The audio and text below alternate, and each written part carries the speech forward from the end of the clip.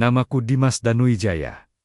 Dan tanggal 12 Januari tahun 2021 adalah hari yang tanpa kusadari mengubah seluruh hidupku. Aku lahir di Jakarta, 3 Maret tahun 1995. Anak tunggal dari keluarga, konglomerat pemilik jaringan properti dan tambang di Kalimantan. Sejak kecil, hidupku sudah ditentukan. Sekolah terbaik, mobil mewah, pergaulan elit, bahkan calon istri yang sudah dipilihkan. Orang tuaku, Pak Budi dan Bu Titin, selalu berkata, kehormatan keluarga adalah segalanya. Dan bagiku, waktu itu, aku menurut saja. Sampai Sekar datang. Hari itu, rumah kami di kawasan Pondok Indah, kedatangan asisten rumah tangga baru. Aku sedang duduk di ruang tengah, ketika Bu Titin memanggilku. Mas Dimas, ini art baru, namanya Sekar. Aku menoleh, dan untuk pertama kalinya dalam hidupku, aku terdiam bukan karena uang, bukan karena kekuasaan, tapi karena sepasang mata yang jujur dan polos. Sekar, 22 tahun, berasal dari Yogyakarta. Wajahnya cantik sederhana, kulitnya bersih, matanya bening seperti tidak pernah mengenal tipu daya dunia. Ia menunduk sopan saat memperkenalkan diri. Permisi mas, saya Sekar. Suara itu lembut, tapi tegas. Tidak dibuat-buat. Tidak seperti perempuan-perempuan yang selama ini mendekatiku. Hanya karena nama belakangku. Aku terbiasa dikelilingi wanita sosialita. Termasuk Tiffany, teman masa kecilku yang sudah lama ingin dijodohkan denganku. Cantik, ya kaya, jelas. Tapi sombong dan selalu memandang orang lain dari atas. Sekar berbeda. Dalam beberapa hari, aku mulai memperhatikan hal-hal kecil. Cara ia merapikan ruang kerja ayahku dengan detail. Cara ia menyeduh teh untuk ibuku tanpa pernah salah. Cara ia tersenyum tulus, meski pekerjaannya berat. Dan yang paling membuatku terus memikirkannya, ia tidak pernah menatapku seperti pria kaya. Ia menatapku seperti manusia biasa. Aku tidak tahu kapan rasa itu tumbuh. Yang aku tahu, setiap kali aku melihatnya lewat di lorong rumah, jantungku berdegup lebih cepat. Aku, anak konglomerat yang terbiasa mengendalikan segalanya, mulai kehilangan kendali. Dan aku belum tahu bahwa perasaan ini akan membuatku melawan seluruh keluargaku. Ini baru permulaan awalnya. Aku mencoba menganggap semuanya biasa saja. Aku hanya tertarik, hanya kagum, hanya merasa nyaman. Tapi kenyamanan itu berubah menjadi sesuatu yang jauh lebih dalam pada malam 2 Februari tahun 2021. Saat itu hujan turun deras di Jakarta. Rumah besar kami terasa sepi. Ayah sedang rapat di luar kota, ibu menghadiri acara sosialita. Aku baru pulang dari kantor pusat perusahaan keluarga dan menemukan Sekar sendirian di dapur. Lampu kuning temaram membuat suasana terasa hangat. Rambutnya sedikit basah karena ia baru saja menutup jendela belakang dari terpaan hujan. Blus sederhana yang ia kenakan menempel tipis di kulitnya. Aku berhenti di ambang pintu. Untuk pertama kalinya, aku tidak melihatnya sebagai art di rumahku.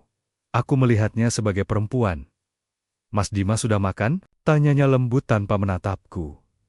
Aku melangkah mendekat. Belum. Ia menoleh. Dan jarak di antara kami mendadak terasa terlalu dekat. Aku bisa mencium aroma sabun lembut dari tubuhnya. Wangi yang sederhana, tapi entah kenapa membuat pikiranku kacau. Sekar, panggilku pelan.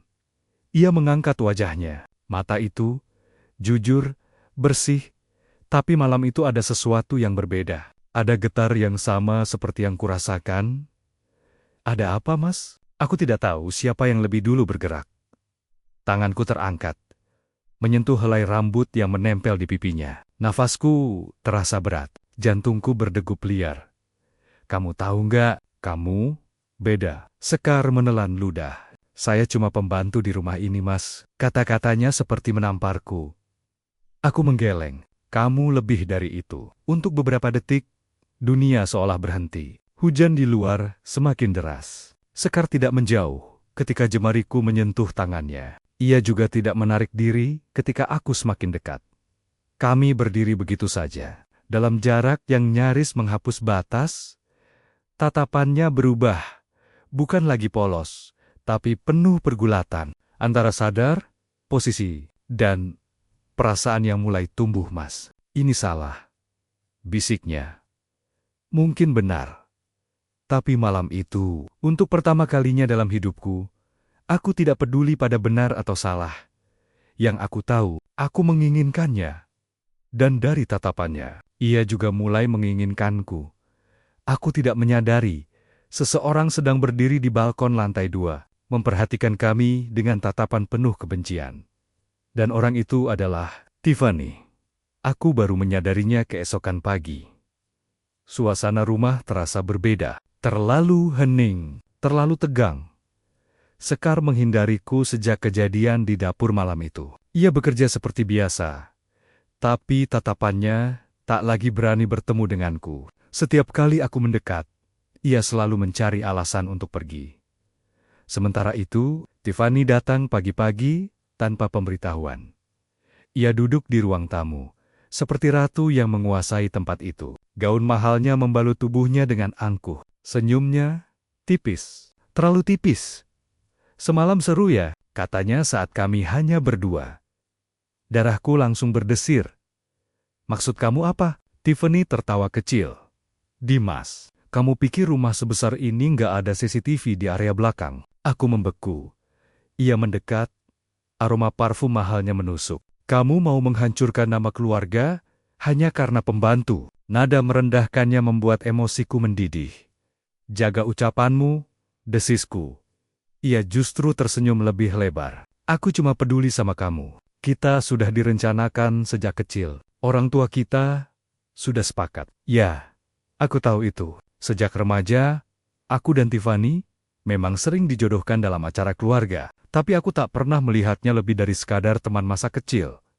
Dan kini, setelah aku mengenal Sekar, semua terasa semakin jelas. Aku nggak pernah setuju," kataku tegas. Senyumnya menghilang. "Kalau begitu, siap-siap aja. Lihat hidup pembantu cantikmu itu hancur." Ancaman itu bukan sekadar kata-kata. Siangnya, Bu Titin memanggil Sekar dengan wajah dingin. Aku berdiri tak jauh dari ruang kerja ibu.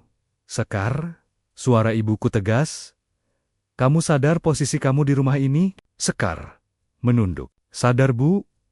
Ada batas yang tidak boleh kamu lewati." Aku masuk tanpa izin. "Batas apa, Bu?" Ibuku menoleh tajam. "Batas antara anak saya dan pembantu." Udara terasa berat. Sekar gemetar, tapi ia tidak membela diri. Justru itu yang membuat dadaku sesak. Aku menggenggam tangannya di depan ibu dan Tiffany yang baru saja masuk, saya yang mendekatinya. Ruangan itu seketika sunyi. Untuk pertama kalinya, aku terang-terangan memilih Sekar. Dan untuk pertama kalinya juga, aku melihat ayahku berdiri di pintu dengan wajah murka. Hari itu, perang di dalam keluargaku resmi dimulai. Ayahku, Pak Budi, melangkah masuk dengan wajah merah padam. Jas mahalnya masih melekat di tubuhnya, tapi wibawanya berubah menjadi amarah yang menekan. "Lepaskan tangan kamu dari tangan dia." Nada suaranya dingin, lebih menakutkan dari bentakan. "Aku tidak melepaskan Sekar. Dia bukan siapa-siapa, Dimas," bentak ayahku. Sekar bergetar di sampingku. Aku bisa merasakan jemarinya dingin dalam genggamanku. Tapi ia tidak menarik tangannya. Itu yang membuatku semakin yakin, dia bukan siapa-siapa bagi ayah. Jawabku pelan. "Tapi dia berarti buat aku." Tamparan keras mendarat di pipiku. Ruangan itu seakan berhenti bernafas. Bu Titin memejamkan mata. Tiffany tersenyum tipis, seolah menikmati pertunjukan ini. "Kamu lupa siapa kamu?" Suara ayahku menggema. "Nama keluarga ini dibangun puluhan tahun, dan kamu mau menghancurkannya demi pembantu?" Aku menatapnya lurus. "Aku nggak menghancurkan apa-apa. Aku cuma jatuh cinta." Sekar tersentak mendengar kata itu. "Cinta?" Ia mencoba menarik tangannya. "Mas, sudah, jangan lakukan ini karena saya." Aku menoleh padanya. Wajahnya pucat, tapi matanya basah. Ada rasa takut, ada rasa bersalah. Tapi juga ada sesuatu yang tidak bisa ia sembunyikan lagi. Perasaan yang sama, malam itu, Sekar dipindahkan ke kamar art paling belakang. Dilarang masuk ke area utama rumah tanpa izin. dan aku dilarang bertemu dengannya. Tapi larangan justru membuat api di dadaku semakin membesar. 2 hari kemudian, aku nekat, pukul 11 malam, aku berjalan ke belakang rumah. Lampu koridor remang, pintu kamarnya tertutup rapat. Aku mengetuk pelan. Beberapa detik sunyi. Lalu pintu terbuka sedikit, Mas. Kalau ketahuan, aku mendorong pintu perlahan dan masuk. Ruangan kecil itu terasa sempit. Hanya ada ranjang sederhana dan lemari kayu. Untuk pertama kalinya, aku melihat dunia Sekar. Dan entah kenapa, hatiku justru semakin jatuh. Aku mendekat. Ia mundur 1 langkah, sampai punggungnya menyentuh dinding. Mas, ini salah. Tanganku menyentuh pipinya. Lembut. Kalau ini salah, kenapa kamu nggak menjauh? Nafasnya bergetar. Dadanya naik turun cepat. Jarak kami semakin tipis. Hujan kembali turun di luar. Dan malam itu, bukan hanya keluarga yang mencoba memisahkan kami. Sekar berusaha menahan dirinya sendiri. Tapi ketika tangannya perlahan mencengkeram ke mejaku, aku tahu, batas itu sudah runtuh. Tanpa kami sadari, seseorang kembali merekam semuanya.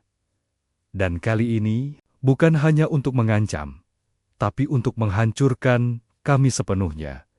3 hari setelah malam itu, hidupku runtuh dalam satu pagi, tanggal 10 Februari tahun 2021, ayah memanggilku ke ruang kerjanya. Wajahnya tidak lagi marah, tapi dingin, terlalu dingin.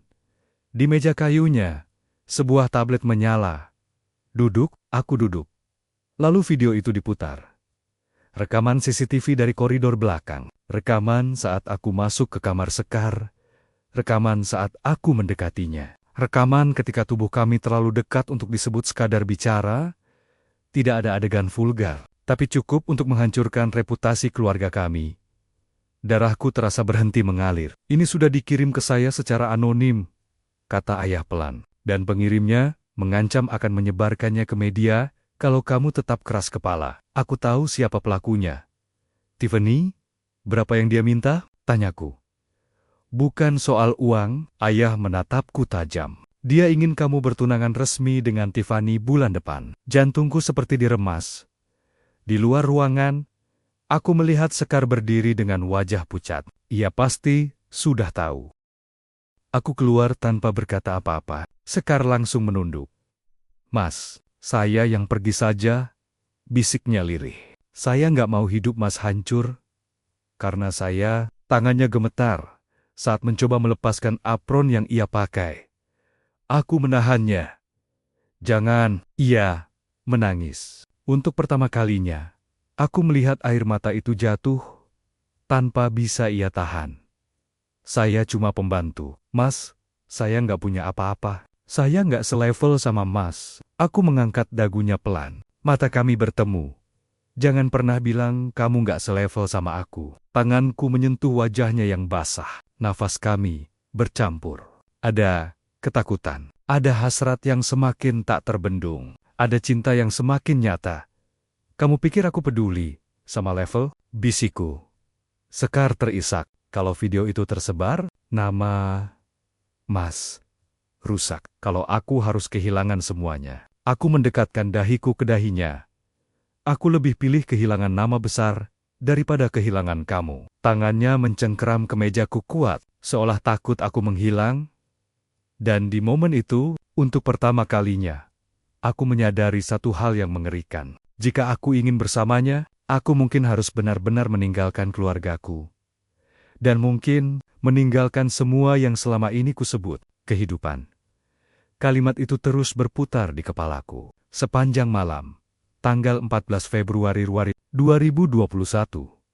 Ironis, hari kasih sayang, rumah megah itu terasa seperti penjara. Setiap sudut dipenuhi tatapan pengawasan. Sekar bahkan tidak diizinkan lagi masuk ke dalam rumah utama. Ia seperti tahanan yang menunggu vonis. Aku menemukannya di taman belakang sore itu. Ia sedang duduk sendirian, menatap kolam dengan mata kosong. Angin membuat rambutnya tergerai lembut. Wajahnya terlihat lelah, tapi tetap indah. Terlalu indah untuk diperlakukan seperti ini. Ayah setuju, tapi dengan satu syarat, kataku pelan. Sekar menoleh cepat. Ada harapan dan ketakutan di matanya sekaligus. Syarat apa, Mas? Aku harus bertunangan dengan Tiffany. Video itu tidak akan disebar. Dan kamu akan diberi uang untuk pulang ke kampung. Wajahnya langsung memucat. Beberapa detik, ia terdiam. Lalu ia tersenyum tipis. Saya memang seharusnya pulang, Mas. Jawaban itu terasa seperti pisau. Aku mendekat. Kamu benar-benar mau pergi? Sekar menunduk. Air mata jatuh tanpa suara. Saya nggak mau. Jadi alasan Mas kehilangan segalanya. Aku mencengkeram lengannya lembut. Membuatnya berdiri menghadapku.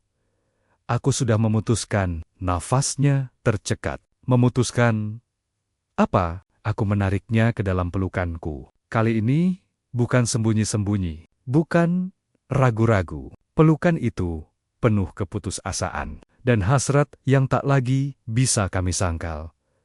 Aku pilih kamu. Tubuhnya bergetar di dadaku. Mas, jangan nekat. Aku mengangkat wajahnya, menatap matanya dalam-dalam. Kita pergi dari sini. Sekar membeku. Pergi, kawin, lari. Kata itu keluar begitu saja. Gila, nekat, menghancurkan. Tapi terasa benar. Aku punya tabungan pribadi, nggak sebanyak harta keluarga, tapi cukup untuk mulai hidup baru. Sekar gemetar. Mas, terbiasa hidup mewah. Nanti, kalau Mas menyesal, aku tersenyum tipis. Yang bikin aku sesak, bukan kehilangan uang, tapi kehilangan kamu. Jarak kami semakin tipis. Nafasnya terasa hangat di wajahku. Ada ketakutan, ada gairah, ada cinta yang semakin liar karena tekanan. Dan sore itu, di balik taman rumah megah yang membesarkanku, aku mencium Sekar dengan keputusan paling berani dalam hidupku. Bukan lagi sembunyi, bukan lagi setengah hati.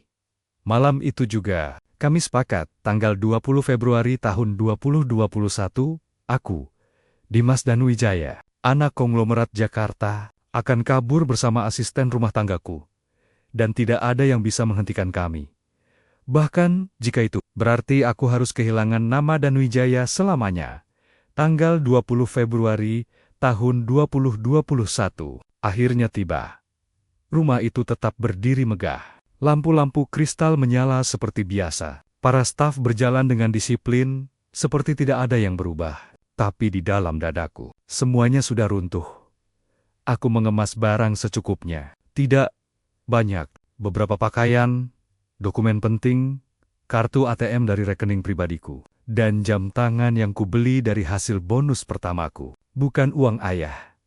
Sekar menungguku di belakang rumah. Dekat gerbang kecil yang jarang digunakan, ia memakai pakaian sederhana, blus putih, dan jeans biru. Rambutnya diikat rendah.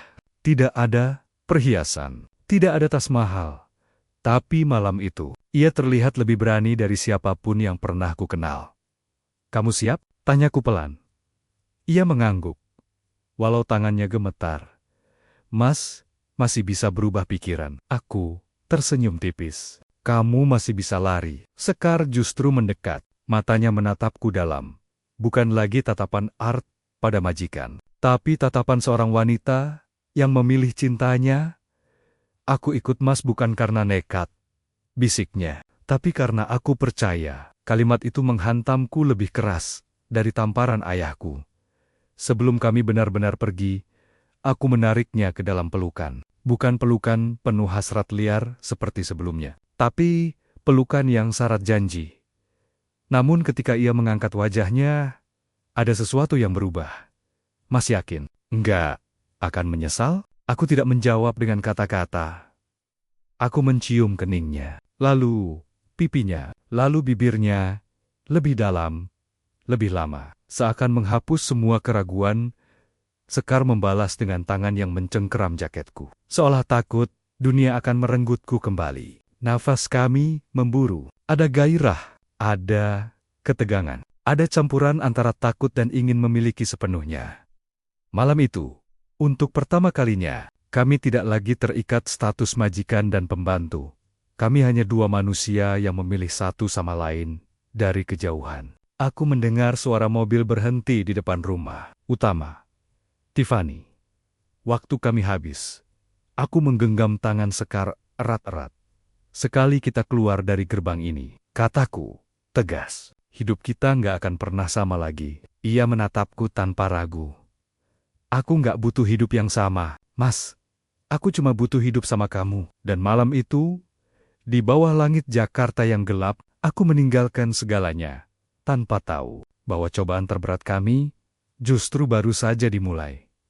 Kami tiba di sebuah apartemen kecil di daerah Bekasi, pukul 2 dini hari. Bukan apartemen mewah, bukan tempat dengan lobi marmer dan concierge berseragam rapi. Hanya bangunan sederhana, dengan lorong sempit dan lampu redup. Sekar berdiri di tengah ruangan kosong itu, menatap sekeliling. "Ini rumah kita?" "Rumah kita?" tanyanya pelan. Aku mengangguk. Untuk sementara, 1 kasur tipis, 1 meja kecil, kamar mandi mungil, tidak ada AC sentral, tidak ada aroma pengharum mahal seperti di rumah orang tuaku. Dan untuk pertama kalinya dalam hidupku, aku benar-benar sendirian, tanpa bayang-bayang nama besar keluarga. Sekar berjalan perlahan ke arah jendela. Dari lantai 3, lampu kota terlihat kecil dan jauh. "Aku nggak takut miskin," katanya tiba-tiba. "Aku cuma takut Mas berubah." Aku mendekatinya dari belakang. Tanganku melingkar di pinggangnya secara refleks. Tubuhnya hangat, nyata, bukan mimpi. "Aku mungkin belum pernah hidup susah," bisikku di dekat telinganya. "Tapi aku nggak pernah seserius ini sama siapapun." Ia berbalik menghadapku. Mata itu tidak lagi penuh ketakutan seperti di rumah besar dulu. Sekarang ada keberanian dan sesuatu yang lebih dalam. Kami berdiri sangat dekat. Tidak ada lagi CCTV, tidak ada Tiffany, tidak ada ayah dan ibu, hanya kami. Sekar menyentuh dadaku pelan. "Sekarang Mas nggak punya siapa-siapa lagi selain aku." Aku tersenyum tipis. Dan itu cukup. Ciuman kami malam itu berbeda. Bukan sembunyi-sembunyi. Bukan penuh ketakutan, tertangkap, tapi penuh kepastian. Ada gairah yang tertahan selama berminggu-minggu. Sekarang mengalir tanpa dinding pembatas. Tangannya tidak lagi ragu menyentuhku. Nafasnya hangat, bergetar, tapi tidak mundur. Setiap sentuhan terasa lebih dalam, karena ada risiko yang sudah kami ambil bersama. Malam itu, kami bukan sekadar pasangan yang kabur. Kami adalah 2 orang yang mempertaruhkan segalanya. Namun keesokan paginya, ketika aku membuka ponsel, semua kartu kreditku diblokir. Rekening yang terhubung dengan keluarga dibekukan, dan pesan terakhir dari ayahku masuk singkat. "Kamu bukan lagi anak saya." Aku menatap layar itu lama. Baru 1 hari, dan aku sudah benar-benar jatuh tanpa pegangan. Pertanyaannya sekarang, apakah cintaku cukup kuat untuk membuatku bangkit? Pagi itu, untuk pertama kalinya dalam hidupku, aku duduk di lantai apartemen kecil dengan kepala tertunduk. Semua kemudahan yang selama ini kuanggap biasa hilang dalam 1 pesan singkat. Sekar duduk di depanku, memegang tanganku erat. "Mas, masih punya aku," katanya lembut. Kalimat sederhana itu membuat dadaku sesak. Aku, yang dulu terbiasa memimpin rapat ratusan miliar rupiah, kini bahkan harus menghitung sisa saldo tabunganku sendiri. "Tabungan pribadiku cuma cukup 3 bulan, kataku jujur. Setelah itu, aku harus cari kerja." Sekar tersenyum kecil. "Aku juga bisa kerja." Aku menatapnya tajam. "Kamu nggak akan kerja jadi art lagi?" Ia terdiam. "Aku nggak malu, Mas. Aku yang nggak mau kamu dipandang rendah lagi." Sekar mendekat, duduk di pangkuanku tanpa ragu. Tangannya melingkar di leherku. Tatapannya hangat, dewasa, berbeda dari gadis polos yang pertama kali masuk rumahku. "Kita mulai dari nol sama-sama," bisiknya. Kedekatan kami terasa lebih dalam dari sebelumnya. Tidak ada lagi jarak sosial, tidak ada status, hanya 2 tubuh yang saling menguatkan. Ia menciumku pelan, lalu semakin dalam. Nafas kami berpacu. Tangannya menyentuh wajahku dengan lembut, seolah memastikan aku nyata Masih di sini. Belum menyerah. Mas jangan hancur cuma karena kehilangan uang. Ucapnya di sela nafas yang memburu. Aku jatuh cinta sama Mas. Bukan sama nama keluarga, Mas. Kalimat itu membakar semangatku sekaligus hasratku. Aku mengangkat wajahnya, menatap matanya dalam-dalam. Ada keyakinan di sana, kepercayaan penuh, dan di momen itu, aku sadar, inilah alasanku berani meninggalkan semuanya. Siangnya, aku mulai menghubungi beberapa relasi lama tanpa membawa nama ayah. Beberapa langsung menolak, beberapa bahkan menertawakan. Dimas tanpa Danuwijaya, apa yang bisa kamu jual? Itu menyakitkan. Tapi malamnya, saat aku pulang dengan wajah lelah, Sekar menyambutku dengan pelukan hangat dan makan malam sederhana yang ia masak sendiri. Aku percaya Mas bisa, katanya. Dan entah kenapa, kepercayaan itu terasa lebih mahal dari seluruh warisan keluargaku. Namun kami belum tahu. Di tempat lain, Tiffany tidak berhenti sampai di situ. Ia baru saja mengirim video itu ke salah satu akun gosip besar. Dan besok pagi, seluruh Jakarta akan tahu. Tanggal 25 Februari 2021, aku terbangun oleh suara notifikasi yang tak berhenti berbunyi. Ponselku seperti meledak. Puluhan pesan masuk. Panggilan tak terjawab. Mention di media sosial. Aku membuka salah satunya, video itu. Potongan rekaman CCTV saat aku masuk ke kamar Sekar. Judulnya provokatif. Anak konglomerat K. Ego Dapem. Bantu kantik. Kawin lari. Jantungku serasa jatuh ke lantai. Sekar yang baru keluar dari kamar mandi langsung berhenti saat melihat. Wajahku berubah. Kenapa, Mas? Aku tak bisa langsung menjawab. Aku hanya menyerahkan ponsel itu padanya. Tangannya gemetar saat melihat layar. Wajahnya memucat. Aku bikin Mas malu. Bisiknya lirih. Komentar di bawah video itu. Brutal. Dasar pembantu nggak tahu diri. Cari harta lewat jalur belakang. Anak konglomerat kena pelet. Darahku mendidih. Mereka boleh menghina aku, tapi bukan dia. Sekar terduduk pelan di kasur. Bahunya bergetar. Aku langsung mendekat dan memeluknya erat. Kamu nggak salah. Kataku tegas. Tapi semua orang benci aku. Aku mengangkat wajahnya. Semua orang bukan hidup kita. Air mata masih mengalir. Tapi kali ini, ada kemarahan di matanya. Bukan lagi hanya ketakutan. Aku nggak mau, Mas. Menyesal karena pilih aku. Aku mendekatkan dahiku ke dahinya.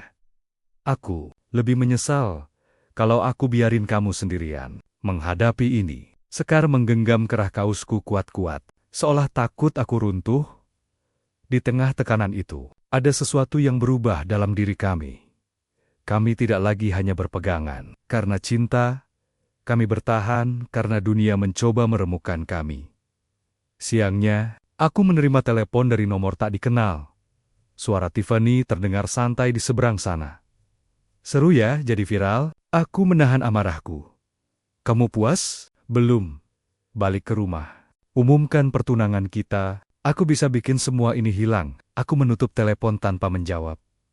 Malam itu, Sekar duduk di pangkuanku dalam diam. Tubuhnya masih sedikit gemetar, tapi tangannya memelukku erat. Apa, Mas? Mau kembali? Tanyanya pelan. Aku menatapnya lama. Ada satu pilihan yang bisa menghentikan semua ini. Tapi itu berarti mengkhianati cinta yang sudah kami pertaruhkan. Dan untuk pertama kalinya, aku benar-benar diuji. Apakah aku akan melawan seluruh dunia? Atau menyerah demi menyelamatkan nama keluargaku? Pertanyaan itu menghantuiku sepanjang malam. Sekar masih duduk di pangkuanku. Tubuhnya hangat, tapi pikirannya jelas gelisah. Aku bisa merasakan detak jantungnya yang tak tenang menempel di dadaku. Aku nggak mau, Mas, kehilangan masa depan, bisiknya lirih. Aku mengangkat wajahnya perlahan. Masa depanku bukan Tiffany, bukan nama keluarga, tapi kamu. Ia menatapku lama, seolah mencoba memastikan aku tidak sedang terbakar emosi sesaat. Namun pagi itu, ujian yang lebih besar datang. Ayahku muncul di depan apartemen kami. Aku benar-benar tidak menyangka. Mobil hitam panjang itu parkir mencolok di depan bangunan sederhana ini. Beberapa tetangga mulai berbisik. Sekar langsung pucat, Mas. Ayah, Mas. Aku menarik napas panjang dan turun menemui beliau sendirian di lobi. Pak Budi tidak memelukku, tidak marah, tidak berteriak. Justru itu yang membuatku takut. Kamu terlihat capek, katanya datar.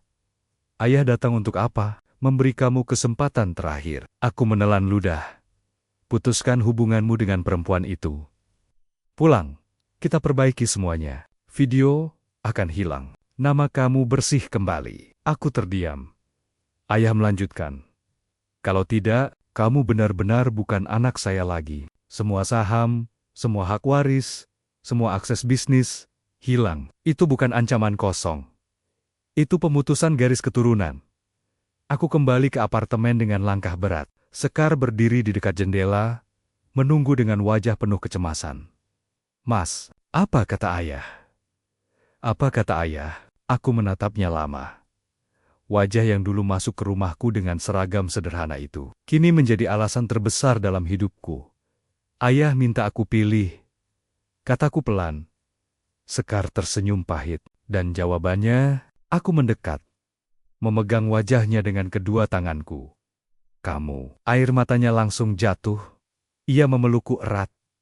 Seolah dunia di luar benar-benar ingin merenggut kami. Nafas kami saling bertubrukan. Penuh emosi, penuh kepastian. Malam itu, bukan hanya hasrat yang menyatukan kami, tapi keputusan. Namun aku tahu satu hal. Dengan pilihanku ini, aku baru saja membakar jembatan terakhir menuju keluargaku. Dan setelah api itu padam, tidak akan ada jalan untuk kembali. Tanggal 1 Maret tahun 2021. Hari itu resmi, namaku dicoret dari struktur perusahaan keluarga. Akses kantorku ditutup, email dinonaktifkan, bahkan beberapa relasi bisnis yang dulu memanggilku Mas Dimas, kini pura-pura tidak mengenalku. Aku benar-benar sendirian. Dan tekanan itu mulai terasa. Tabungan makin menipis. Beberapa proposal bisnis yang kucoba ajukan ditolak mentah-mentah. Tanpa nama besar dan wijaya, aku bukan siapa-siapa. Malam itu, aku pulang dengan wajah kusut. Sekar sedang memasak mie instan. Makan malam ketiga kami minggu itu dengan menu yang sama. Ia langsung menyadari perubahan raut wajahku. Ditolak lagi, tanyanya pelan. Aku hanya mengangguk. Sekar mematikan kompor dan berjalan mendekat. Tanpa banyak kata, ia memelukku dari belakang. Pelukan sederhana, tapi hangat. Kita belum kalah, bisiknya. Aku berbalik dan menatapnya. Wajahnya tetap cantik, meski tanpa riasan. Tanpa perhiasan, hanya ketulusan. Tapi aku capek, kataku jujur. Ia menggenggam tanganku, membawaku duduk di kasur kecil itu. Jarak kami begitu dekat, hingga aku bisa merasakan hangat nafasnya. Aku juga capek dihina, katanya pelan. Tapi aku gak pernah capek sama hubungan kita, Mas. Kalimat itu menghantamku tepat di dada. Aku menyentuh pipinya, menghapus sisa air mata yang mungkin bahkan tidak ia sadari jatuh. Kamu gak pernah menyesal ikut aku? Iya, tersenyum tipis. Kalau Mas jatuh, kita jatuh bareng. Kalau Mas bangkit, kita juga bisa bangkit bersama. Malam itu, keintiman kami terasa berbeda. Bukan sekadar pelarian dari tekanan, tapi penegasan bahwa kami masih punya satu sama lain. Ia menciumku pelan, lalu semakin dalam. Tangannya menggenggam erat seolah dunia di luar tidak penting lagi. Ada rasa memiliki yang kuat, ada keteguhan, ada gairah yang lahir dari perjuangan. Bukan cinta manja, tapi cinta yang ditempa tekanan. Namun saat kami mulai menemukan kekuatan kembali, telepon Sekar berbunyi, nomor tak dikenal. Ia mengangkatnya. Wajahnya langsung pucat. Apa? Suaranya bergetar. Aku langsung duduk tegak. Ternyata Tiffany belum selesai. Ia mengirim pesan ke keluarga. Sekar di kampung. Mengatakan bahwa Sekar telah merusak rumah tangga orang dan mempermalukan keluarga. Sekarang, bukan hanya kami yang diserang, tapi orang-orang yang Sekar cintai. Dan untuk pertama kalinya, aku melihat Sekar benar-benar hancur. Tangannya gemetar memegang ponsel. Suara ibunya di seberang sana terdengar panik, kecewa, bercampur tangis. "Sekar, ini benar kamu rebut suami orang? Kamu mempermalukan keluarga kita." Sekar tak mampu menjawab. Air matanya jatuh deras. Aku bisa melihat dadanya naik turun menahan sesak. Telepon itu akhirnya terputus. Ia terduduk di lantai, memeluk lututnya sendiri seperti anak kecil yang kehilangan tempat berlindung.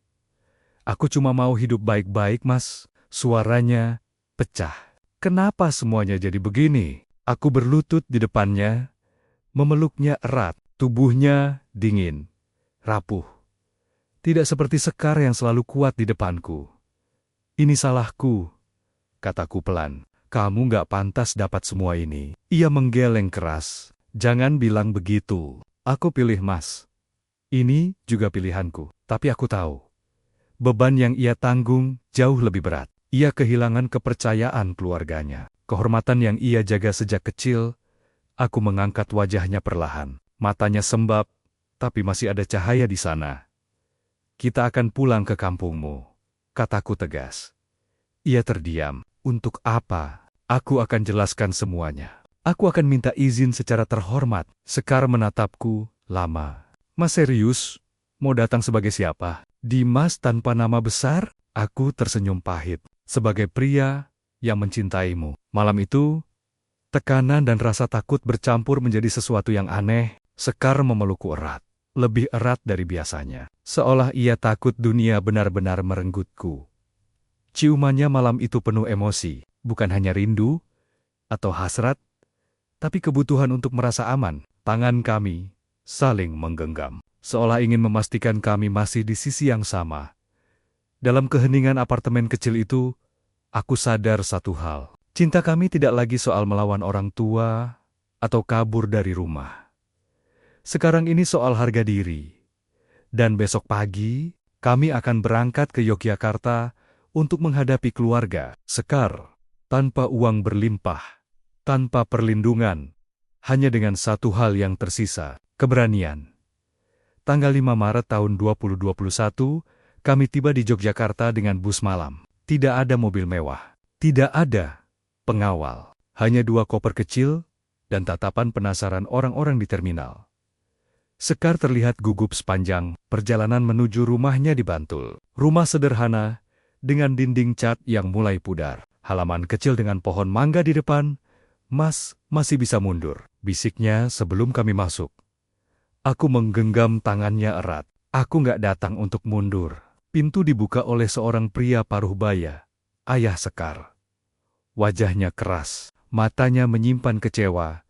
Sekar langsung menunduk. "Pak," ibunya berdiri di belakang, terlihat menahan tangis. Aku melangkah maju. Untuk pertama kalinya dalam hidupku, aku tidak membawa nama keluarga sebagai tameng. "Nama saya Dimas," kataku mantap. "Saya datang bukan untuk mempermainkan Sekar. Saya datang untuk bertanggung jawab." Suasana tegang, hening, panjang. Ayahnya menatapku dari ujung kepala sampai kaki. Tidak ada jas mahal, tidak ada simbol status. "Kamu anak orang kaya itu?" tanyanya datar. "Saya anaknya. Tapi sekarang saya berdiri di sini bukan sebagai anak konglomerat." Tatapan beliau tajam. "Kamu tahu nama anak saya sudah rusak?" Aku menelan ludah. "Karena saya..." Sekar di sampingku mulai terisak. Tangannya mencengkeram lengan bajuku kuat-kuat. "Saya mencintai Sekar," lanjutku, "dan saya ingin menikahinya secara terhormat." Ibunya akhirnya menangis.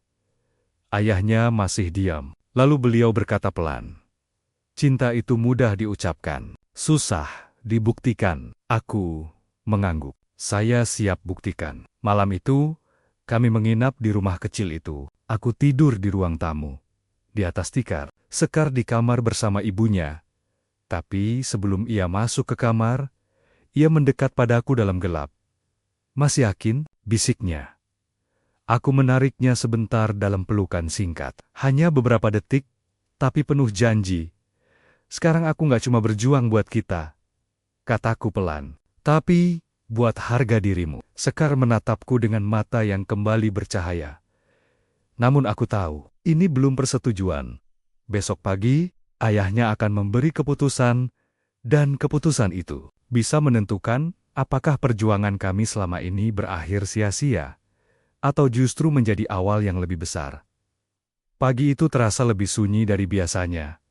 Aku duduk di ruang tamu. Rumah sederhana itu masih dengan tikar sebagai alas tidurku. Bau kopi hitam memenuhi udara. Ayah Sekar duduk di depanku. Wajahnya tetap keras. Sekar berdiri di ambang pintu kamar, cemas. "Kamu bilang siap membuktikan," ucap beliau pelan. "Buktinya apa?" Aku menarik napas dalam. "Saya akan menikahi Sekar secara sah, tapi sebelum itu, saya ingin bekerja di sini, apa saja, tanpa membawa nama keluarga." Sekar terkejut. "Mas," ayahnya menyipitkan mata. "Kamu mau kerja apa?" "Apa saja, bantu di sawah, bantu toko, atau kerja serabutan." Saya mulai dari bawah. Sunyi. Ibunya menatapku dengan tatapan yang mulai melunak. Tapi ayahnya belum bergeming. "Kamu terbiasa hidup enak. 3 hari kerja kasar saja, mungkin sudah kabur." Aku menggeleng. "Kalau saya kabur, Bapak boleh usir saya selamanya." Itu taruhan harga diriku. Hari itu juga, aku ikut beliau ke ladang kecil milik keluarga mereka. Matahari Jogja terasa menyengat. Tanganku yang biasa memegang pena mahal kini memegang cangkul. Luka pertama muncul di telapak tanganku sebelum siang. Aku hampir tak bisa berdiri saat sore tiba. Malamnya, Sekar membawakan air hangat untukku di ruang tamu. Ia berlutut di sampingku. Wajahnya penuh rasa bersalah. "Mas, nggak harus sejauh ini." Aku tersenyum lelah. "Aku harus..." Ia menyentuh tanganku yang lecet dengan hati-hati. Sentuhan lembutnya membuat lelahku seakan luruh. "Aku nggak pernah bayangin Mas seperti ini," bisiknya. "Aku juga nggak pernah bayangin hidupku seperti ini." Sekar mendekat.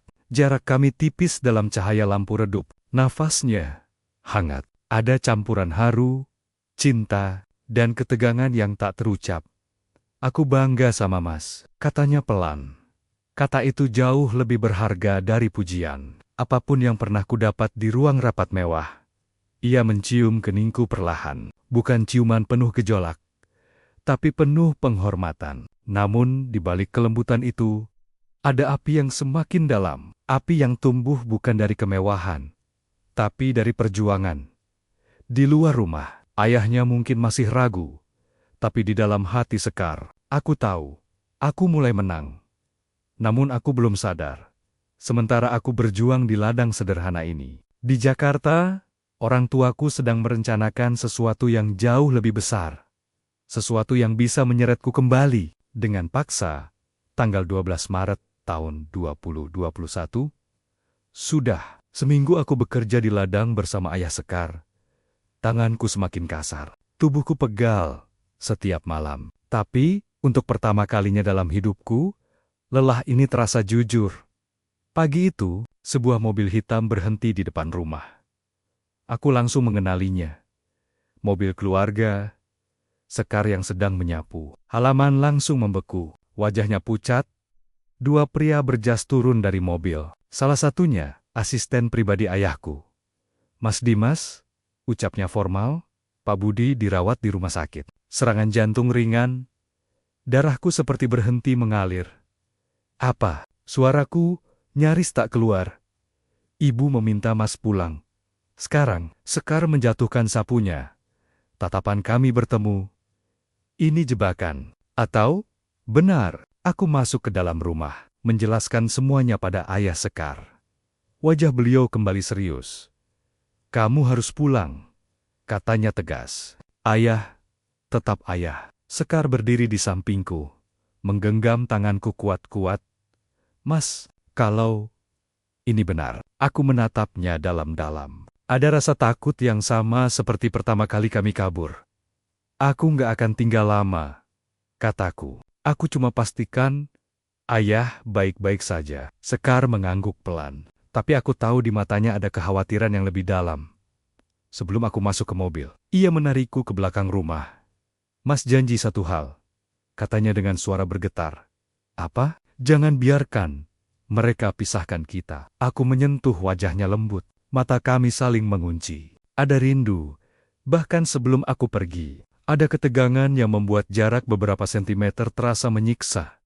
"Aku nggak akan tinggalkan kamu," bisikku. Ia memelukku erat, nafasnya hangat di leherku. Pelukan itu lebih dalam dari sebelumnya. Seolah ia mencoba menghafal detak jantungku. Ciuman perpisahan kami penuh emosi. Bukan sekadar hasrat, tapi ketakutan kehilangan ketika aku masuk ke mobil dan meninggalkan rumah kecil itu. Aku tidak tahu bahwa kepulanganku ke Jakarta bukan hanya soal ayah, tapi tentang perjanjian yang sudah disiapkan. Sebuah pertunangan yang dijadwalkan secara sepihak. Dan kali ini, mereka tidak akan menunggu persetujuanku. Tanggal 15 Maret tahun 2021, aku tiba di Jakarta, langsung menuju rumah sakit. Ayah memang dirawat, tapi kondisinya stabil, tidak separah yang kubayangkan. Begitu aku masuk ke ruang VIP itu, Bu Titin langsung memelukku. "Kamu akhirnya pulang." Tatapannya campuran lega dan sesuatu yang sulit kuterjemahkan. Ayah menatapku dari ranjang dengan wajah lemah, tapi pikirannya tetap tajam. "Kamu datang," katanya pelan. Tentu saja, beberapa menit kemudian, pintu kamar terbuka. Tiffany masuk. Gaun putih elegan, rambut tertata sempurna, senyumnya tipis, penuh kemenangan. "Aku kangen," ucapnya ringan. Aku langsung berdiri. "Ini jebakan?" Ayah menghela napas. "Bukan jebakan. Ini kesempatan." "Kesempatan apa?" Bu Titin menggenggam tanganku. "Kami sudah umumkan ke relasi bisnis bahwa pertunanganmu dengan Tiffany akan dilaksanakan akhir minggu ini." Darahku mendidih. "Kalian gak bisa lakukan itu tanpa persetujuanku." Ayah menatapku tajam meski tubuhnya lemah. "Kalau kamu ingin aku benar-benar sembuh, lakukan ini." Itu pukulan telak. Emosiku terbelah dua. Di satu sisi, Sekar menungguku di Jogja. Di sisi lain, ayahku terbaring dengan tekanan yang bisa memperparah kondisinya kapan saja. Malam itu aku berdiri sendirian di balkon rumah megah yang dulu kutinggalkan. Kota Jakarta berkilau di bawahku. Tiba-tiba ponselku bergetar. "Sekar," aku langsung mengangkatnya. "Mas, ayah Mas, bagaimana?" Suaranya lembut, tapi ada kegelisahan. "Sudah lebih baik." Hening beberapa detik. "Ada yang Mas sembunyikan?" tanyanya pelan. Aku menutup mata. Aku tidak ingin membohonginya, tapi aku juga tidak ingin membuatnya hancur malam itu. "Aku lagi ditekan." Sekar terdiam. "Pertunangan," tebaknya lirih. Jantungku bergetar. "Kamu tahu, aku lihat berita online." Aku tak mampu langsung menjawab. Di ujung sana, suaranya mulai bergetar. "Mas, kalau Mas merasa ini yang terbaik untuk keluarga Mas, aku akan mundur." Kalimat itu seperti pisau yang perlahan menembus dadaku. Aku bisa membayangkan wajahnya yang berusaha kuat. "Gadis yang sudah kehilangan banyak demi aku, jangan pernah suruh aku memilih keluarga atau kamu," kataku tegas. "Karena aku sudah memilih kamu." Nafasnya terdengar berat. "Kalau begitu, buktikan." Telepon terputus. Dan untuk pertama kalinya, sejak aku kembali ke Jakarta, aku sadar ini bukan lagi soal cinta biasa. Ini soal siapa yang berani melawan takdir. Dan aku punya waktu 3 hari. Sebelum pertunangan itu digelar, 3 hari untuk menghentikan semuanya atau kehilangan Sekar. Selamanya, tanggal 17 Maret tahun 2021, rumah keluargaku berubah menjadi arena persiapan pesta. Dekorasi mulai dipasang, undangan eksklusif sudah dikirim. Media sosial keluarga bahkan sudah mengunggah foto lama aku dan Tiffany dengan caption samar tentang momen bahagia yang dinanti. Aku merasa seperti boneka. Tiffany datang siang itu ke ruang kerjaku di rumah. Ia menutup pintu pelan, lalu bersandar dengan senyum penuh percaya diri. "Kamu kelihatan tertekan," katanya lembut. hampir manja. Apa yang kamu mau sebenarnya? Tanyaku dingin. Ia mendekat, terlalu dekat. Aku cuma mau apa yang dari dulu memang seharusnya jadi milikku. Tangannya mencoba menyentuh dadaku. Aku langsung menahannya. Jangan pernah sentuh aku seperti itu, kataku tegas. Senyumnya memudar. Kamu pikir perempuan kampung itu bisa kasih kamu hidup seperti ini? Aku menatapnya tajam. Yang dia kasih, gak bisa kamu beli. Malamnya, aku mengurung diri di kamar lamaku. Semua kenangan masa kecil ada di sana. Tapi sekarang terasa asing. Aku membuka ponsel, foto Sekar. Aku teringat malam di apartemen kecil itu. Cara ia menatapku, bukan karena nama belakangku. Cara ia menggenggam tanganku saat dunia menyerang kami. Cara ia menciumku dengan keyakinan, bukan ambisi. Hasratku padanya bukan sekadar fisik. Itu rasa memiliki, rasa dipilih. Dan sekarang, aku harus memilih lagi. Tiba-tiba ide itu muncul. Aku bangkit dari tempat tidur, jika keluargaku ingin pertunangan. Ini terjadi demi nama baik, maka aku akan menghancurkannya. Di depan publik, tanggal 19 Maret tahun 2021.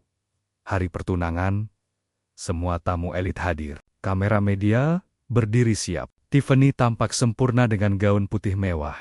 Aku berdiri di sampingnya, mengenakan setelan hitam yang biasa kupakai untuk negosiasi miliaran rupiah. Bedanya, kali ini yang dipertaruhkan bukan bisnis, tapi cintaku. Mick mulai berbicara. Ayah berdiri dengan bangga, meski masih terlihat lemah. Saat mikrofon diberikan kepadaku untuk menyampaikan sambutan, aku menarik napas panjang, lalu berkata dengan suara yang cukup keras untuk seluruh ruangan. Saya minta maaf, pertunangan ini tidak akan terjadi. Ruangan langsung sunyi. Wajah Tiffany membeku. Ibuku pucat. Ayah berdiri dengan tatapan tak percaya. Aku sudah memilih wanita yang akan menjadi istriku. Lanjutku mantap. Dan dia bukan Tiffany. Suara bisik-bisik langsung memenuhi aula. Dan untuk pertama kalinya sejak semua ini dimulai, aku tidak lagi takut kehilangan apapun. Karena aku sudah tahu kemana aku akan kembali. Ke Sekar. Dan setelah malam ini, tidak akan ada lagi jalan tengah. Suasana aula berubah kacau. Bisik-bisik berubah menjadi sorotan kamera. Beberapa tamu berdiri, Tiffany menatapku dengan wajah yang tak lagi bisa menyembunyikan amarahnya. Kamu mempermalukanku di depan semua orang, desisnya pelan namun tajam. Aku hanya menghentikan kebohongan. Jawabku tenang. Ayah berdiri dari kursinya. Tubuhnya masih lemah, tapi wibawanya tetap kuat. Kamu tahu konsekuensinya? Aku menatapnya lurus. Tidak ada lagi rasa takut seperti dulu.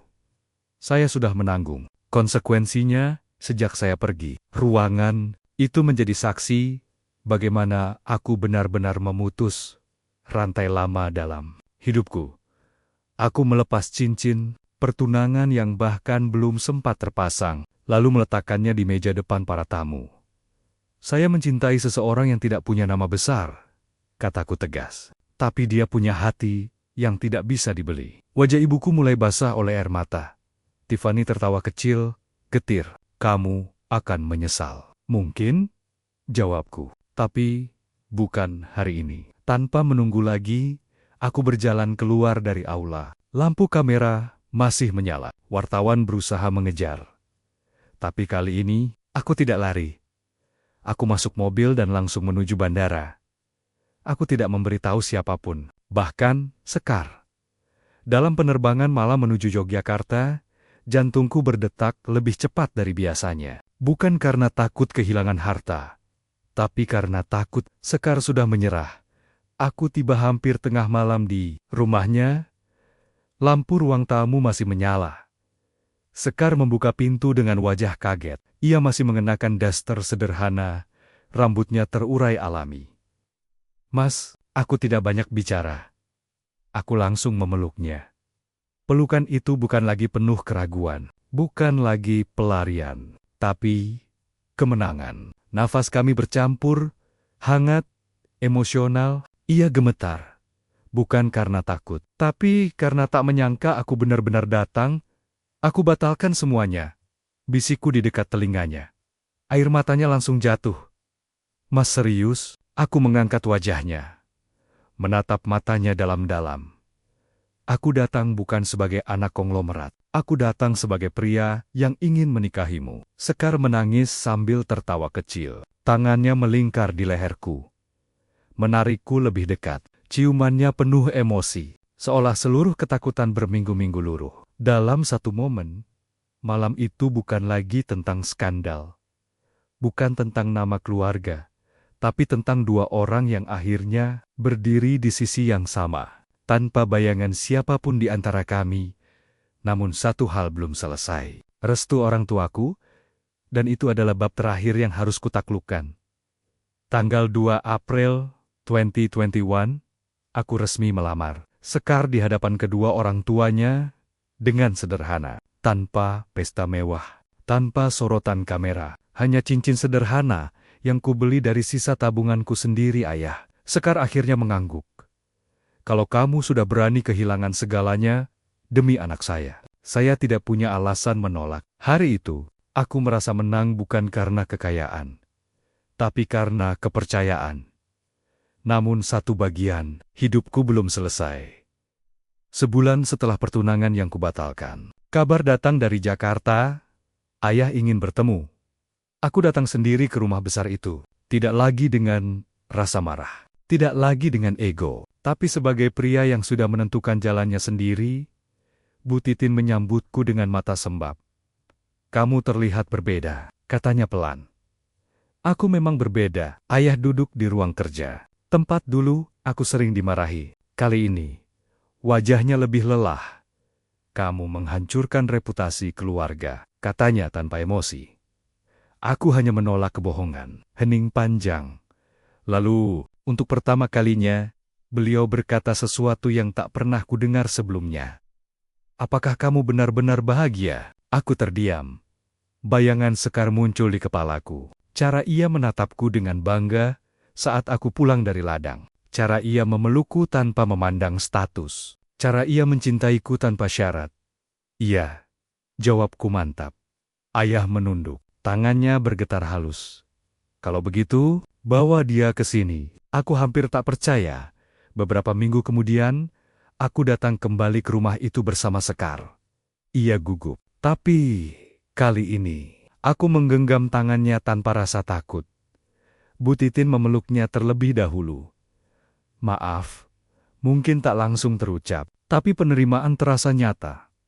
Ayah berdiri di depan Sekar dan berkata singkat, "Jaga anak saya." Sekar menjawab dengan suara tegas, "Saya akan jaga dia seperti saya menjaga harga diri saya sendiri." Dan untuk pertama kalinya, sejak semua ini dimulai, tidak ada lagi permusuhan.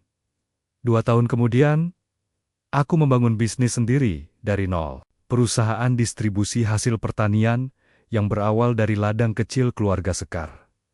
Ironisnya, justru dari titik terendah, itulah aku menemukan arah baru. Namaku memang sempat jatuh, tapi aku bangkit bukan sebagai anak konglomerat.